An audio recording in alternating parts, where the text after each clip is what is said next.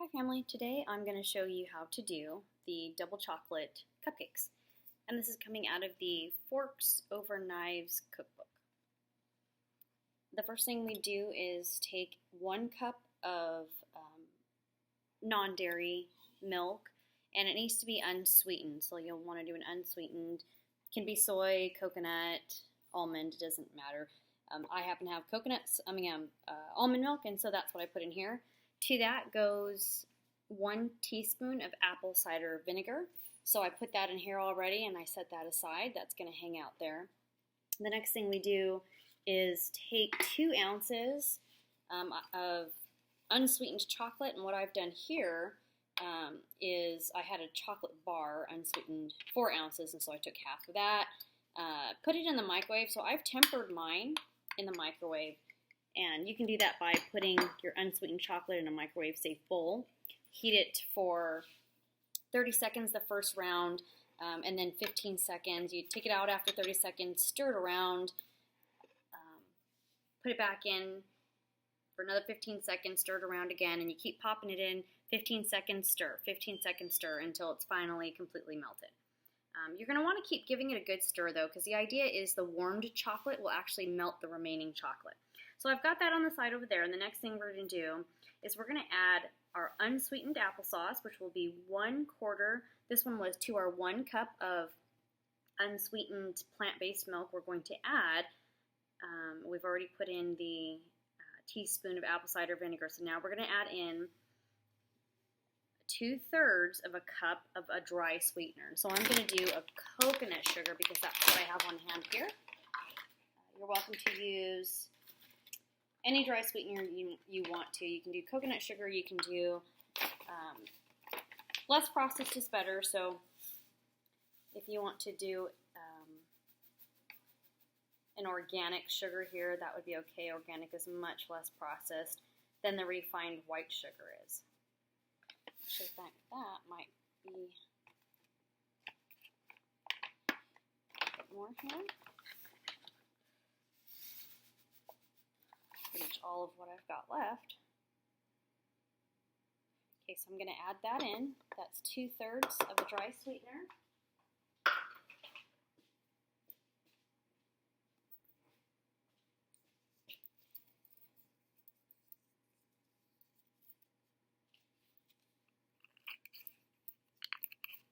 Next goes 1/4 cup of applesauce.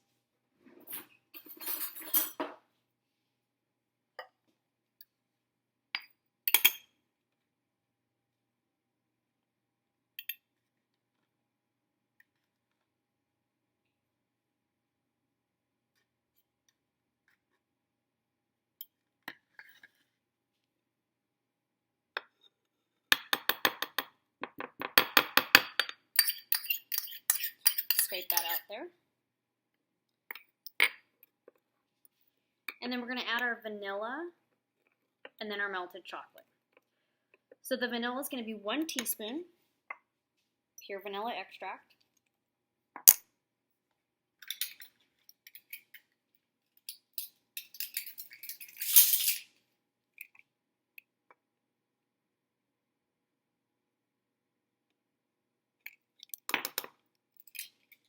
One teaspoon of pure vanilla extract.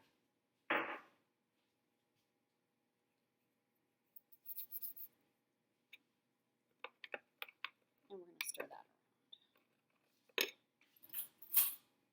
I'm thinking a fork would be better here.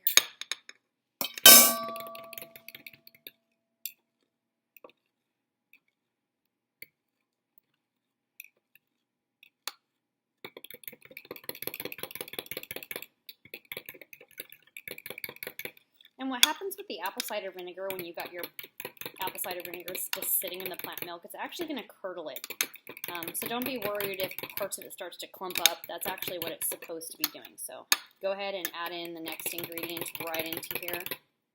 That's okay if it's a little clumpy. The curdled milk is actually supposed to mock something of a traditional buttermilk. And so it's just fine like that. The other thing I will say is that before you get started, one thing that I've done to try and eliminate my chocolate from seizing up is actually, which it's starting to do now, so I'm going to have to pop this in a microwave.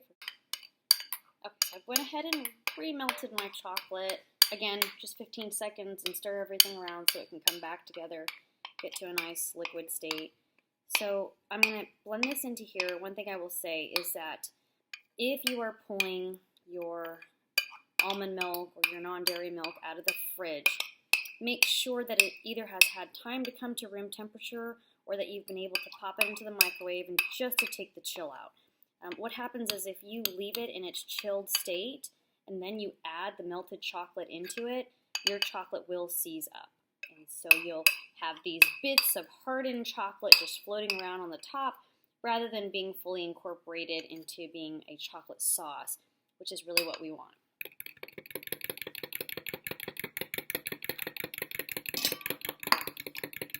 So we'll mix that around together.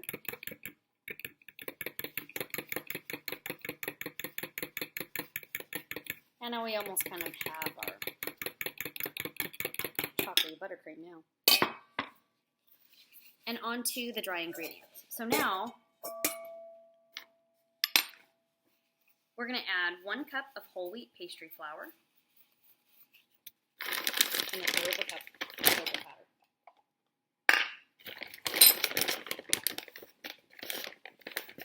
And I like to loosen mine up, so I usually take a big scoop out and kind of fluff the flour around.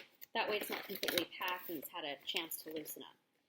So give it a good level. You can use a knife, would be the correct way to do this, or very quickly, just use your finger to level it off. So 1 cup of whole wheat pastry flour, 1/3 of a cup of cocoa powder.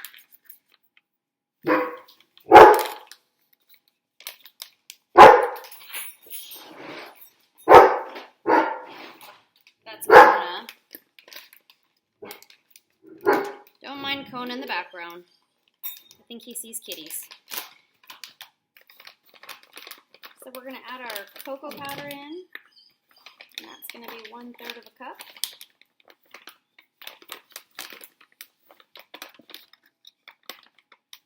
Kona.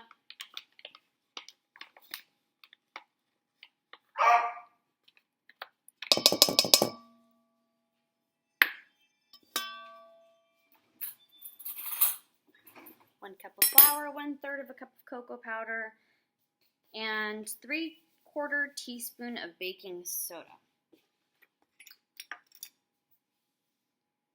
3/4 teaspoon of baking soda. So 1/2.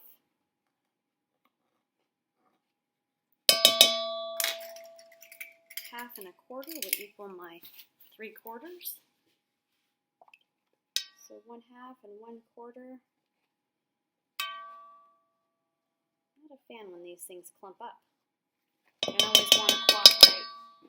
So there's your baking soda, and next we'll go in your baking powder, and that's going to be 1/2 of a teaspoon.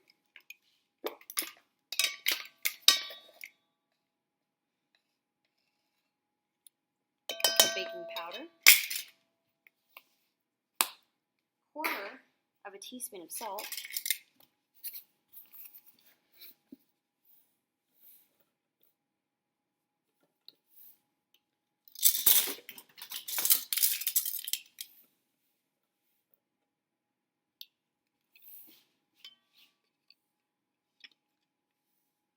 Never really want to do this over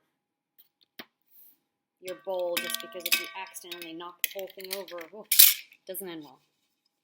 So we'll go ahead and mix that all together. Get that all combined. Now you could put this all in a sifter and then just sift it right into the bowl, because it helps to combine it as you're sifting it. But I'm just doing it this way, throwing it in, and then we'll kind of combine it.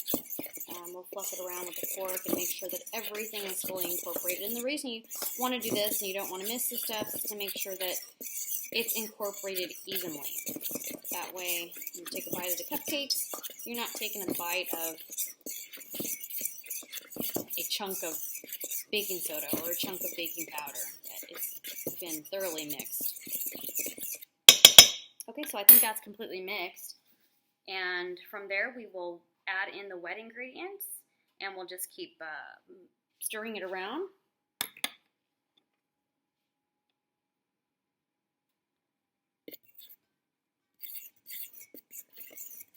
Bring a little bit of it in, stir it around. The same way you would do if you were making muffins or a cake. You want to add a little bit. Usually it's in thirds. Stir it around a little bit, and then go ahead and incorporate the rest.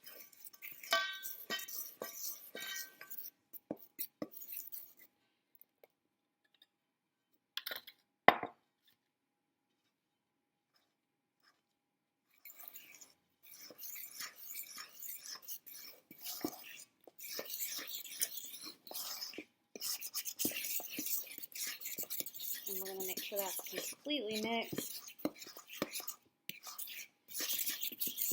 We don't want to over stir, but once it's completely incorporated, we want to stop. If we continue to stir this, it is wheat. It does have gluten, and so we will just make that nice and stretchy, and we don't want our cupcakes to be stretchy. We want them to be soft and fluffy. That's it. That's our batter. We'll go ahead and pour this by our ice cream scoop. Use one of these little ice cream scoops into my pan here. And it measures out perfectly. Everyone's the same. So we're going to take our muffins, and I'm supposed to make about 12, but for whatever reason I came out with, I guess I'm a little bit stingy on mine. So mine came out with 13. Call it a baker's dozen instead of a dozen. And we're going to set the timer there for 18 minutes. It says to do 18 to 20, so 350 for 18 to 20 minutes. We'll check them then. Look how good those come out. Amazing. And they smell delicious. So that's it. Pretty simple, pretty easy, and delicious. We've had these before. I make them often. I always do them for get-togethers, parties. They're great.